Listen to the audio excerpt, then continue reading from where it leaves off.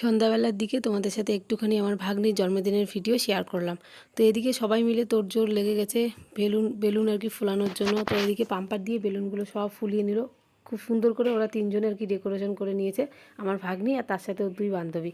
তো তারপর এদিকে সবাই মিলে একটুখানি ফটো তুলে নিলাম। তারপর এক এক করে সবাই আর কি ভাগ্নিকে আশীর্বাদ করলাম। তারপর রাতের খাবার জন্য চলে গেলাম আমরা হোটেলে। ভাগ্নির বাহানা এবছর ও বাড়িতে খাবে না, ও বাইরে খাবে। নতুন নাকি কোচবিহারে এক হোটেল হয়েছে আর খুবই ভালো নাকি খাবার দাবার। তো চলে গেলাম।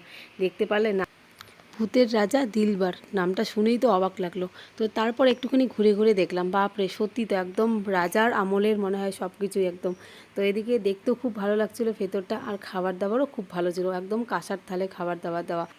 প্রথমেই খেয়ে নিয়েছিলাম ফিশ ফিঙ্গার, তারপর আধ ঘন্টা বসে থেকে পেলাম ভাত। পেটের খিদে যেন মাথায় উঠে গেছে। তারপর তো খাবার দেখে আর কি বলবো, অনেক কিছু দিয়ে খেয়ে নিয়েছি। তারপর ছিল শেষ পাতে পান। তো চলো এখন টাটা, বাড়ির দিকে রওনা।